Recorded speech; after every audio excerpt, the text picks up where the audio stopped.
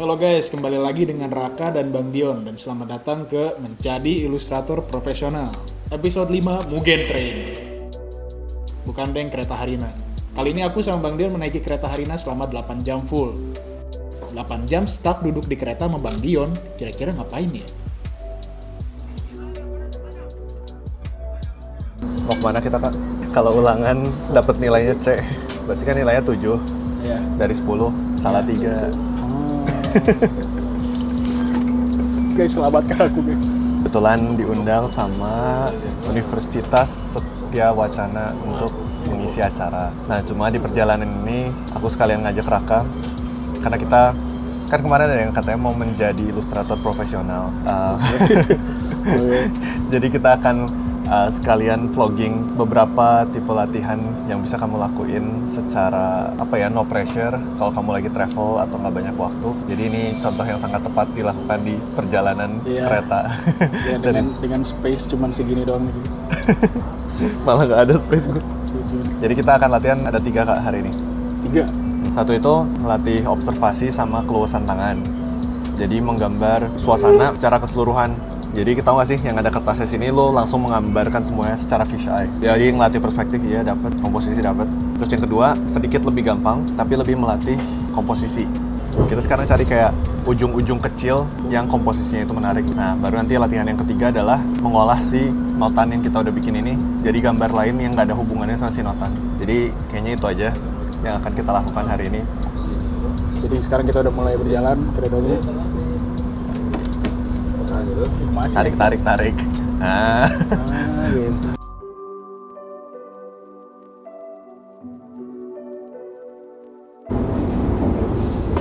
Mulai mengeluarkan amunisi. Promosi dulu dong. Tapi gue biasanya kalau kayak gini gue menyerap perspektifnya dulu. Kalau gue lihat di sini, yang gue lihat nih patokan titik tengah gue apa nih? Kalau di sini tuh titik tengahnya ya kayak si tulisan Ari Ramadhani inilah si masinisnya, sama garis tengahnya ini si lampu yang di atas nih, poligon. Jadi itu jadi patokan gue lah. Nyontohin tapi garisnya miring-miring. Seninya di situ.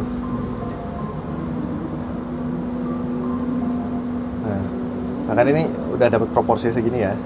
Jadi di otak gue tuh kayak udah ngebingkai si pemandangan ini kurang lebih segini gitu.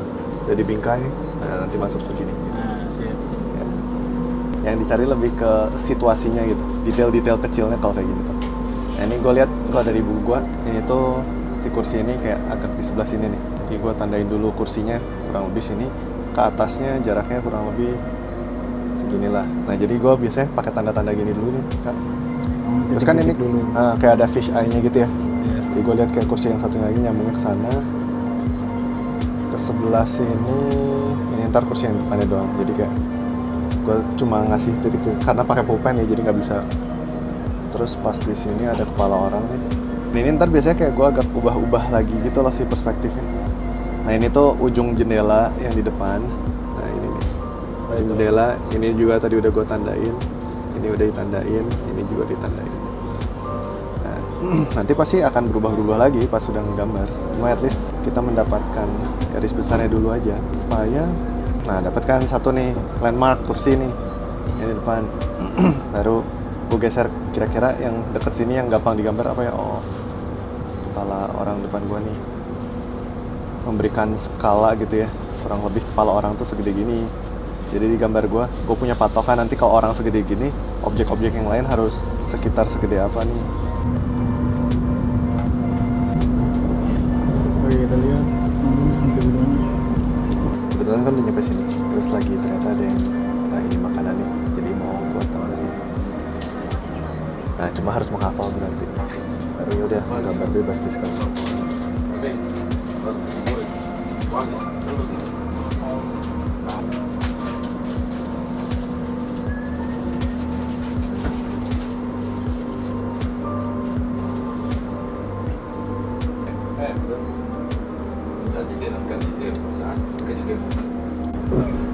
Ada mulai bergerak lagi perspektifnya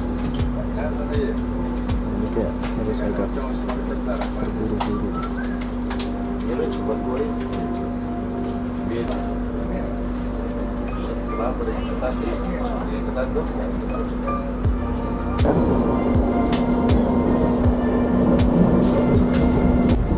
Tantangan tersendiri ketika bergeol. Perfect itu adalah selesai. Oh, seperti itu guys. Pas kita bikin kayak gini, goalnya bukan selalu sempurna. Kalau emang lagi kondusif, waktunya banyak, bikin sempurna oke. Cuma kalau di sini kayak tadi gue melatih melihat hubungan antara satu objek dengan objek lain, perspektifnya nyambung atau enggak. Ini tuh ngebiasain. Jadi nanti kalau kita sketsa cepat buat konsep juga, meskipun belum pakai grid, belum pakai apa, udah enak gitu sih perspektifnya ya. Jadi ini latihan pertama, silakan dicoba Raka.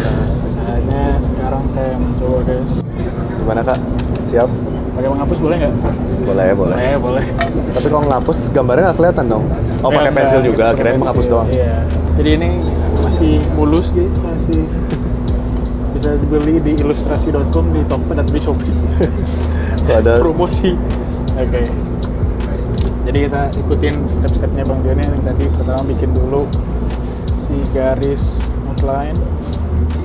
Kita dimulai berarti dari perspektif tangan dulu ya. Sama buku. kita cek nanti ya, kayak 5 menitan lagi nih begitu udah ada gambarnya. Iya. Jadi ini udah sampai fase apa Kak? Coba lihat. Fase landmark. Landmark. Kayaknya kalau tadi Bang Dion kan ke depan, ini mah rada ke bawah gitu guys perspektifnya. Karena lo lebih tinggi juga nggak sih tapi sebenarnya? Iya sih. Kalau dari sudut pandangnya Raka lebih gini kan. Ada kendala apa Kak? Habis ininya sih harus di reveal kita Dalam kasih- keadaan kereta bergerak.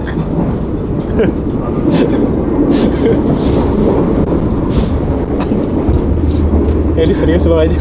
Kenapa nggak dari belakang sih? Udah dibuat-buat nggak, ini dari depan soal. Nah,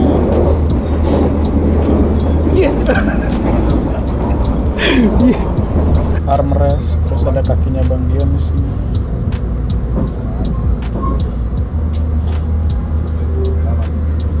Di sini mau direkam kameranya ya, masukin kameranya merinnya.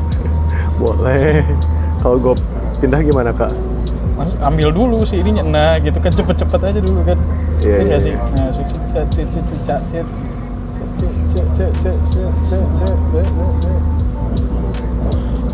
Enaknya kalau pakai pensil bisa gini ya, bisa. Iya, bisa langsung, terus bisa dirapi-rapihin lagi. Kita biarkan dia menggambar dengan tenang dulu nih mumpung lagi berhenti ya. Udah dapet ya berarti si blocking. Kalau udah kayak gini lu biasanya ngapain Kak? Biasanya dipertegas kayak detail-detailnya, terus ini kan kayak ini belum ada nih si kursi, terus kayak si bentuk kursinya kan masih abstrak, jadi mau dirapihin biar kelihatan bervolume gitu, ditegas-tegasin aja gitu sih. Volumenya berapa? 20 kalau di TV? Kalau di sini biasanya maksimum sih, Oh iya. sampai maksimum. Nah kalau udah kayak gini kan sebenarnya kameranya lu udah nggak ada kan? Iya, Lu ngegambarnya jadi gimana tuh? dari ingatan. Nah iya, berarti Iya. memang melatih ingatan juga kan? Jadi harus di screenshot pakai otak gitu, untuk ngelihat si kameranya itu kayak crack gitu. Oke. Terus kayak ngetingnya tangannya gimana gitu. Nah itu ujung-ujungnya kembali lagi ke visual library ya nggak sih? Betul. Kan gitu. Gila si Raka lebih cepet loh bikinnya ini. Oh iya, Berapa lama ya? Kayak 25 menit, 30 menitan lah. POV aku kayak gini. Ini si Raka. Nah, saya bagus sih menurut gua kalau dari segi situasinya ini udah dapet banget ya, perspektifnya juga dapat gitu. Kalau mau lebih di elevate lagi gitu, kan emang kalau pakai pensil lu bisa lumayan kayak agak sketchy gitu ya. Nah, cuma jadinya mungkin saat lu membuat bentuk itu, lu tidak sehati-hati itu. Contohnya kayak kursi yang ini nih. Ya yang kursi itu sih. Kayak kursi-kursi ini gitu, mereka mulai kerasanya kayak flat 2 dimensi. Kalau yang sini kan 3 dimensi kerasa banget ya. Iya, Ini 2 dimensi. Kalau pakai pulpen kan kadang kita harus bener-bener pelan-pelan. pelan-pelan Iya. gitu. Paling itu aja sih. Tapi kalau kayaknya kalau dari segi situasi lo udah dapet mantap. Siap. Nilainya berapa nih Bang? Nilainya 8. Asik. Nggak salah 3. Gak salah 3, salah 2. Tadi kan Awal kan 3 exercise ya. Ini yang pertama berarti. Yang pertama, abis makan siang, kita coba yang kedua lah ya, yang lebih santai. Thumbnails. Thumbnails. Kuku jempol. Nih, udah balik ke arah ya sekarang. Sudah diputar. Peresmian buku baru dulu. Wajib dikasih stiker yogurt. Di sini.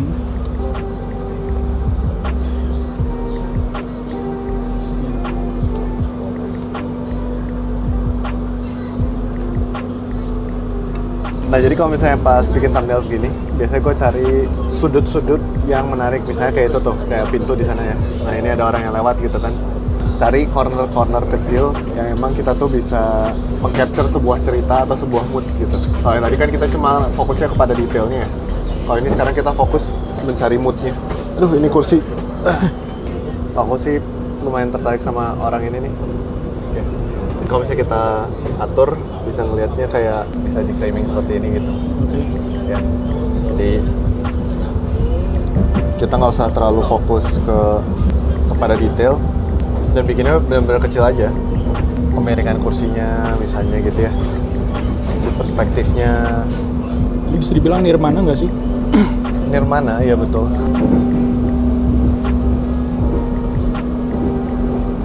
Jadi bisa dilihat ya kayak kalau dari segi detail dibandingin gambar yang tadi, ini hampir nggak ada detailnya sama sekali ya. Tapi kalau kita sebagai yang menggambar, kita tuh jadi dapat catatan komposisi. Bayangin ini tuh kayak scene yang lebih sedih, dia lagi kayak melihat kampung halamannya atau apa gitu di kejauhan di dalam kereta ini gitu. Nah, ini tuh bisa ngebantu kita nanti dapat ide-ide komposisi yang lebih menarik ke depannya. Relax kalau kayak gini mah, cuma bener-bener kayak dapetin gambaran bentuk besar aja. Screenshot aja. Ya. Jadi bikin berapa nih, Mas? Bikin berapa? Bikin berapa? Anjir, kenapa ganggu? Sebanyak-banyak. Astaga. Sebanyak-banyak.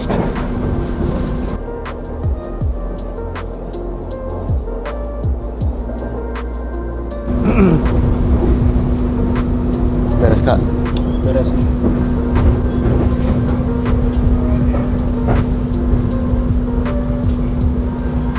Kayak bener-bener sketchy banget ya. Tapi dari semuanya Bukan sketchy sih, emang goyang-goyang. Karetanya goyang-goyang nggak bisa. Tapi bagus sih. Kayak maksudnya tadi kan pertama lo kasih lihat yang ini ya. Yeah. Yang ini mungkin tadi awalnya mana nih? Awalnya agak membingungkan gitu kan. Yeah. Tapi di sini yang lain semua lo udah dapet nih pembagian value-nya. Kan tadi lo ngomong pas lagi ngegambar kayak pakai apa? Rasa hunting komposisi pakai kamera sih sebenarnya. Iya, benar sih. Sebenarnya kayak latihan ini tuh kita berlatih menjadi kamera yang menangkap mood. Kayak kadang bisa ngerasain kan kayak anak-anak yang orang tuanya ngebeliin kamera mahal, tapi dia asal jepret, sama orang yang bahkan pakai HP burik, tapi dia tuh punya sense komposisi dan storytelling, ngedapetin feeling cuma dari gambar yang blur gitu. Iya. Ya. Jadi ini tuh kita lagi pakai HP yang burik nih, waktunya cuma bentar, alatnya seadanya, keretanya lagi bergerak, tapi tetap bisa meng-capture sense perasaan. Nah, ini tuh kan sebenarnya jadi bekal gitu kalau misalnya pas lagi mau bikin ilustrasi cuma nggak punya ide gitu, mau bikin gambar tapi nggak ada ide, ya kayak gini tuh bisa diganti kan. Apakah ini lagi apa sih, mereka lagi pembunuhan di kereta atau apa gitu misalnya. Iya, ganti-ganti sebutnya. Nah, lumayan lu, dari yang paling lu suka dari komposisi ini mana? Gue pribadi suka yang kayak gini. Iya sih, ini kayak komposisi Film banget sih. Iya, kayak film juga kan. Kayak Wes Anderson sih. Iya, ini juga gue suka sih. Mana? Yang atas tadi? Iya, yang atas sih. Iya. Kayak Komposisi film juga sih emang. Iya, kayak mata kita enak gitu ngikutin si perspektifnya ke focal point-nya. Si ritmenya. Iya, iya. Nilainya berapa nih, Bang? 9/10 sih. Bagus. 9, bro. Serius bagus. 9, bro. Oke. Ya, selanjutnya apa nih, Bang? Selanjutnya sketsa imajinasi ya. Jadi dari yang udah kita bikin ini, kita tuh bisa ubah komposisi ini yang sama menjadi premis yang lain. Entah ini misalkan kalau ini di kereta nih tadi, sebenarnya kita bisa ganti misalnya ini tuh lagi di pasar gitu kan, tapi perspektifnya sama.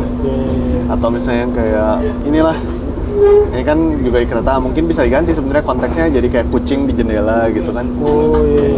Jadi gelapnya sama, posisinya di sini, terangnya sama, cuma objeknya kita ganti. Jadi itu latihan kayak, ya ini kan kita udah ada moodnya apa, kita ganti objek-objeknya jadi pakai sesuatu yang memang menurut kita bisa jadi storytelling yang lebih gitu. Kalau mau ngawur sekalian juga apa-apa, tapi moodnya bakal sama. Berarti tapi udah dapet komposisinya, tinggal di main-mainin aja gitu. Iya betul. Iya juga ya. Bener ditabung, komposisi mending ditabung, nggak kepikiran juga. Jadi Bang Dion lagi tidur. Jadi aku mau lanjutin dulu gambaran tadi biar dijadiin variasi videonya menjadi lebih imajinatif. Ensuring nothing is left behind at the station. If there are any complaints messages, Bang Dion ini udah bangun nih guys. Mau di-review nih Bang, gambaran nih Bang. Dari ngambilkan komposisi yang ini, Ya. nah terus gue bikin jadi kayak cowboy gitu loh. Shoot out. Iya. Menarik. Jadi kayak dia masih settingnya masih tempat yang sama tapi udah berbeda gitu ya. Iya, beda udah waktu, terus beda scene lah. Iya. Jadi kalau untuk ide sih lumayan menarik ya menurut Oke. gua. Dari kayak kereta jadi cowboy gitu. Kalau sekilas melihat ya mungkin ada teknik-teknik menggambar yang bisa kita perbaiki lah. Misalnya kayak ini apa foreshortening tangannya gitu ya. Iya. Terus kayak tangent sama garis ini sama pistolnya, hal-hal seperti itu bisa diperbaiki lah. Cuma semakin lu banyak melakukan kayak gini, itu bisa lebih melatih pikiran lu gitu kan. Kalau gua saranin sih, sebenarnya lu nggak usah bikin segede-gede gini. Thumbnail setnya bisa jadi malah kecil-kecil aja gitu. Jadi bisa divariasi. Iya, variasi, bisa main-main ide ini itu banyak lah. Saat lagi traveling kayak gini, kita tuh pengennya latihannya membuat lebih banyak ide gitu. Ngorek-ngorek ide, kan lagi ngelamun, lagi di tempat baru, banyak inspirasi. Jadi mungkin bisa bikin thumbnail kecil-kecil dan lihat kayak dari inspirasi sekitar. Misalnya ini tuh di dalam kereta, tapi yang di dalam keretanya siapa, misalnya ada kayak petani atau ngapain gitu kan, bawa cangkul lagi kayak parut. Sorry audionya di sini kepotong karena baterai mic-nya habis. Tapi intinya kata Bang Dion, latihan ini bagus biar kita bisa mengolah imajinasi buat membuat mood, cerita, dan narasi dari kehidupan sekitar. Semakin dilatih, semakin banyak ide yang bisa kita kumpulkan. Gak kerasa 8 jam udah lewat dan kita udah sampai di stasiun Semarang. Punggung pegal tapi semangat tidak. Soalnya sampai di sana kita langsung nongkrong sama teman-teman dari Universitas Satya Wacana buat gambar bareng. Jadi sekarang sudah nyampe di Salatiga, terus kita lagi makan dulu sama yang lain di sini. Bang Dion lagi gambar, terus kita lagi ngobrol-ngobrol aja ya. Baru ketemu sama orang-orangnya, rame banget pokoknya. Ini teman-teman dari Salatiga. Udah gitu aja. Oke guys, jadi Bang Dion mau nge-review dulu karya-karya anak-anak dulu nih sekarang sambil nongkrong-nongkrong dan gambar-gambar bareng. Jadi selama perjalanan kereta tadi aku dapet 1, terus 2, 3 gambar ya. Menurut aku latihan ini bagus banget buat ngelatih imajinasi dan memperkaya visual library ya. Karena lagi pergi ke tempat baru, pastinya banyak hal-hal baru juga yang menarik. Dengan latihan ini kita bisa lebih peka terhadap keindahan sekitar dan hasilnya tabungan buat ide karya kita juga jadi lebih banyak. Aku sendiri suka banget sama latihan thumbnailing karena rasanya aku lagi hunting foto pakai kamera. Kayaknya bakal aku terus praktekin sih ke depannya mulai dari sekarang. Besoknya Bang Dion ngisi acara di Universitas Satya Wacana disambut hangat dengan teman-teman dari Salatiga. Tempatnya luas banget sih. Di sini Bang Dion pakai setup favoritnya kalau lagi berpergian. Ini jadi setup favorit Bang Dion karena praktis dan mudah buat dibawa-bawa. Dan bintang utama dari setup ini adalah Wacom One Touch 13-inch display tablet. Ukurannya pas buat travel, setupnya simple banget, gak butuh kabel power, cuma dengan satu kabel dan semuanya udah beres. Layarnya juga tajam dengan anti glare dan anti sidik jari. Jadi selalu bersih bening ya. Warnanya sudah 99% sRGB dan pennya juga ringan, nyaman buat dipegang. Terima kasih kepada Wacom Indonesia dan Datascript Kreatif Tablet yang telah mensponsori video ini.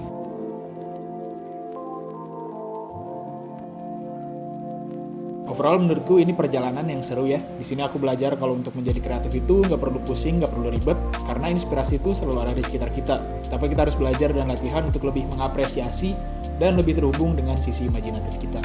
Terima kasih sudah menonton. Jangan lupa like, komen, dan subscribe untuk episode selanjutnya ya. See you guys.